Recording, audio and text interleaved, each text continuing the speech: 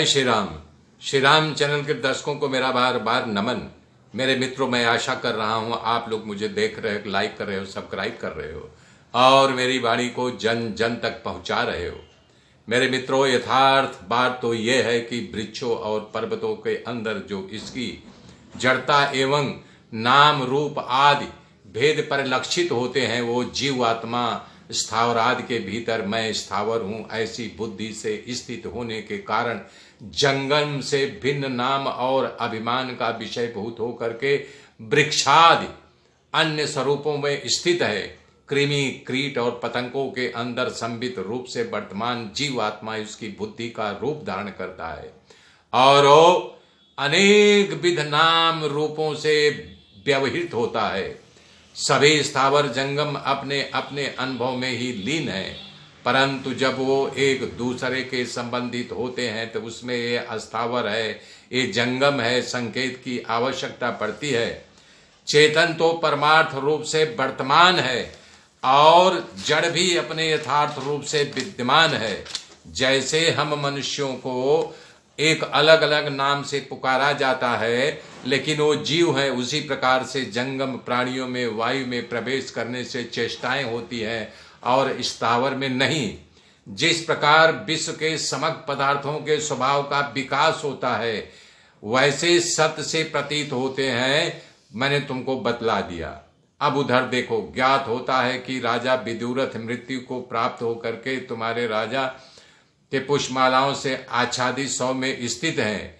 हृदय अंतर्गत पद्म कोश में करने की इच्छा से जाना चाहता है। प्रबुद्ध लीला ने पूछा, देवेश्वरी, ए राजा विदुरथ किस मार्ग से उस मंडप में आकाश में जाएगा? हम भी उसके साथ साथ वहां चले, जिससे हम दोनों देखती हुई शीघ्र ही उस उत्तम मंडप में पहुंच जाए।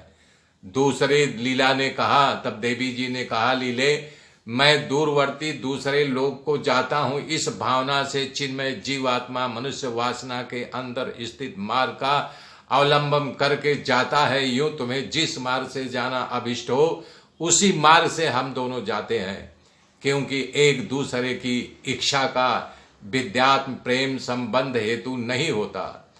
श्री वशिष्ठ जी कहते हैं, राघव, इस प्रकार श्रेष्ठ राजा की कन्या लीला ने विशुद्ध मन में उस परमार्थ का दृष्टि रूप के देखने के लिए तथा ज्ञान रूपी सूर्य का प्रसार हो गया तथा राजा विदुरथ चित्त में विलीन हो जाने के कारण जड़ अर्थात मृत्यु कालिक मूर्छा में वशीभूत होकर के उस शरीर में स्थित को अपने त्याग दिया।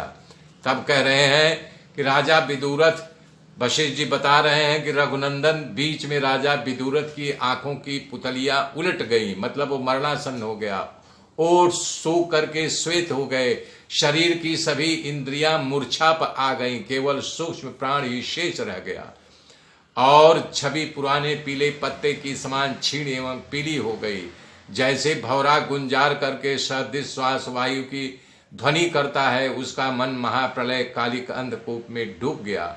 नेत्र आदि की वित्तियां अपने आप बंद हो गई और अंतर्लीन हो गई। चेतना शून्य हो गया। चित्र लिखित सरीखे उसका आकाश मात्र ही चिन्मय शरीर दिखता रहा। तब बता रही हैं कि शिला पर खुदे हुए की भांति अनेक शरीर के अवयव निश्चेष हो गए। उसके सारे शरीर काम जितने थे सब बंद हो गए। इस विषय में अधिक कहने से क्या लाभ।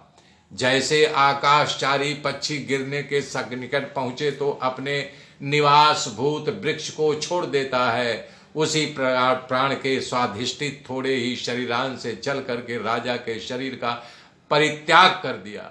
उस समय जैसे प्राणमयी ज्ञान वृत्ति वायु में स्थित सूक्ष्म गंध का अनुभव करती है, उसी प्रकार उन दोनों देवियों ने, जिन्हें दिव्य दृष्टि प्राप्त थी, आकाश मार्ग से जाते हुए उस जीव को देखा।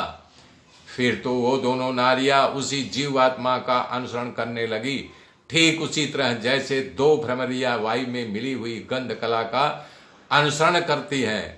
ठीक उसी तरह से वो दोनों देवियां उस जीवात्मा के पीछे पीछे राजा विदुरथ के महल तक पहुंच गए। मेरे मित्रों, बने रहिए, देखते रहिए। आगे की गाथा कल जोड़ूंगा।